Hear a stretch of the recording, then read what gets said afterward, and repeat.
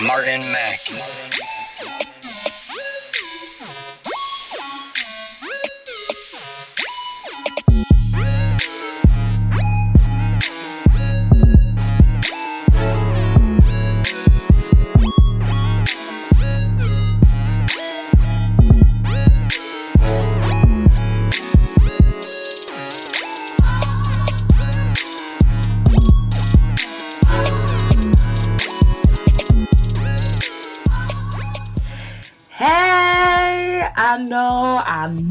I know I'm cutting it close to the deadline. I know today is November 30th. I never told you when I was going to have an official show, but today is that day. It's an official Seysii show. I know that I should have said last week when I was talking about fat jokes. And people need to let it go and stop judging people off of their physicality. Because you look at a big girl, you probably think that she's sick, or she's unattractive, or she's unhealthy, or she has low confidence, and that is not the case. And all of that should have been like the official Seysii show, but I didn't want that to be the Seysii show because I was just heated at that point. And I'm very thankful for those who have watched and have given me like these great encouraging words. I appreciate you because it makes me feel like I'm not invalid for what I've said and that I'm not alone. And I love everybody for that, so thank you. Earlier in the month, I put a video like 3 reasons why I haven't been doing the Seysii show. What was reason number 2? Girl is still job searching. Long this one. Girl is trying to get a life. October, and one of them was because of the fact that I was auditioning for the American Academy of Dramatic Arts, and I was trying to see if I could get in. Well, I got in! I was supposed to be starting in the winter, like I was supposed to be starting in January. There's a $750 deposit that you have to have in order to secure your spot into the program. Y'all know me. Y'all know my situation right now. I am upfront and I am transparent. I'm broke. I don't have a job. I haven't had a job in months. I don't know how I was going to be able to come up with $750 within like 5 days, but well, what am I going to do? I don't want to give up my spot because I earned this. I'm very good. I'm a good actress that I deserve to go, and I really want to hone in on my craft. So I sent an email asking for a deferment, and they just sent me an email saying that I could defer my start date to the fall. Another project of mine that I'm starting is something called Blacks in Arts Matter blog. It's dedicated to Black culture, film, TV, music, plays, artwork, museums, all of that. I don't know if y'all noticed, but I'm a Black girl. Let me get some lights. I am Black. I didn't even need to do all of that because look at this. Look at this hair. It is kinky, okay? Feel like I don't know a lot about my culture as far as like art. One of the things that I have been doing since September is slowly but surely watching all the movies of Black cinema past. Lady Sings the Blues, Mahogany, introducing Dorothy Dandridge, Stormy Weather, just so that way I could feel like, there are certain things that as a cinematographer and as a filmmaker you need to see. I feel like there's not enough emphasis on Black culture and Black movies and Black cinema. So what my plan is, or what my goal is to watch those movies, and with my blog, I'm going to write a review of what these movies are. Did I enjoy it? Did I not enjoy it? Do I understand why it's a staple in Black culture? I'm not just going to focus on the past, I'm also going to focus on the present. Speaking of the present, Creed was slamming. It was so good. The acting was great. I teared up. I laughed. I was fearful because those punches were real, okay? Earlier in August, I was talking about Straight Outta Compton, and I loved Straight Outta Compton. I've seen that movie 3 times in the theaters. One of the things that I laughed about was that scene where Dr. Dre punches this dude, and then his whole body just went bam, like he did like a 180 after getting punched. That was a hard punch. Well, Creed, that was all the time. Like every flipping punch was just like, ooh. One of the people that I love to go to the movies with a lot is my auntie. That's like my best friend. Hey, Auntie Wanda. Even her, like me and her, we were just like, ooh, ah, dang, come on. Like, the movie is good.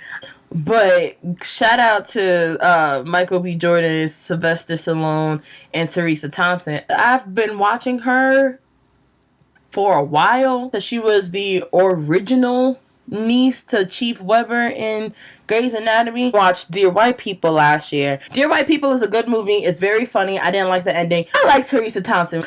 I don't know what else I could say. Just go watch Creed. It was good. One of the greatest things about watching Creed. Sweaty, shirtless Michael B. Jordan. Oh my gosh. There's a match at the end where he like really is battling for his life and his livelihood for because of his name. And his whole eye is just like swollen shut, and his eyes like down here. And I'm still looking like I did that. Who I have watched since All My Children. And as a fan of All My Children, even though I was kind of forced to watch, you hang out with your grandma, she watches her stories. You only got all but one TV. You gon' kind of get into it too. Rest in peace to David Canary, who played Adam and Stuart Chandler on All My Children.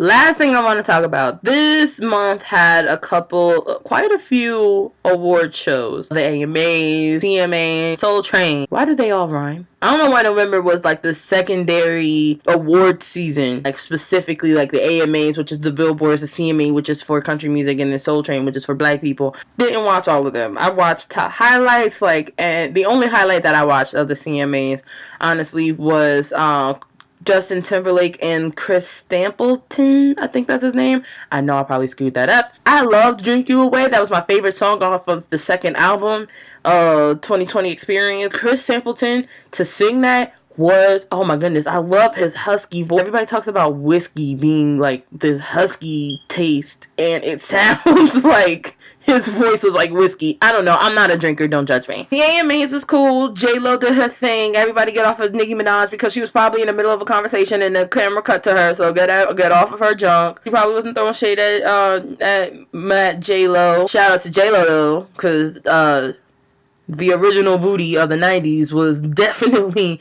showing out. Certain performances were boring. Need everybody to get over the Meghan Trainor, Charlie Puth makeout. I felt like that was a publicity stunt. Last night, the Soul Train Awards, and I watched that.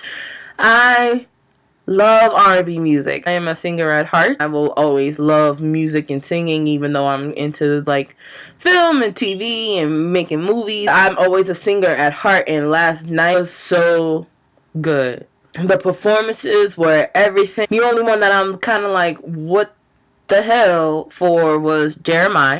Jasmine Sullivan better sing, okay? I love Jasmine Sullivan. Like, if I could be friends with anybody, any singers, I would love to be friends with Jill Scott, Jasmine Sullivan, and Fantasia. Those three women, like, I love their work. I love all of their music. I love their voices, and each voice is different. They all have their little quirks, and I appreciate them. When I become wealthy enough and I can make these connections in the industry, one of the first people that I want to befriend, because they seem like these genuine beams of light, is Fanny, Jazzy, and Julie. That Babyface tribute though, I was singing like every other song. Tevin Campbell came out, Bobby Brown came out, Randy was slaying it, Boyz II Men was great, and I did not realize that all those songs was written by Babyface. But now that they play them back to back, realize he has a specific sound. He's just smart enough not to have it all sung by one person. I love Babyface. Oh my goodness. His work is just timeless. I pray that I may be able to have longevity like Babyface. I don't need to have the glitz and the fame and the glamour of like Beyonce status or even a Michael Jackson status, you know?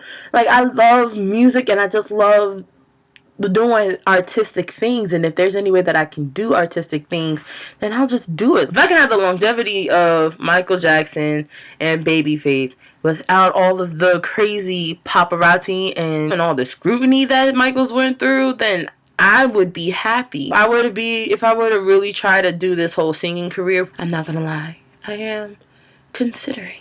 I would want like a Jasmine Sullivan, Jill Scott circuit. I want to create art. I want to I want to create movies and TV and all of that to connect to the people without the politics. I want to sing because I love to sing. I just want to be able to provide for me and my family, like my brother, my sister, my mother, and all of my family, and even my friends, off of my talent. But I'm not trying to be Beyonce level. I really digress a lot. The Soul Train Awards, I don't have any real complaints other than the fact that why was Jeremiah there and why did Silento win an award, but whatever. I'd give the Soul Train Awards about a 8 out of 10. They should have had Wonderland perform, had Jadena perform and all that stuff. That's who they should have performed. That's who they should have had instead of Jeremiah. Well, that's all the time that I have for today. I'm not going to make this a long one. Please keep an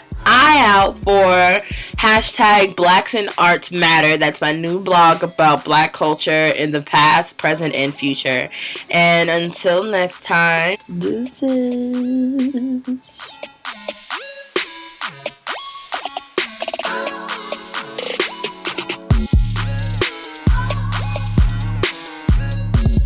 You haven't looked at any of my past shows. What have you been doing with your life? Have you been living underneath a rock?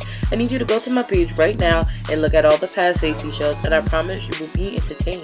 Just trust me. Believe me. Don't forget to subscribe, share the video, like it, comment, give me life. Okay? Bye.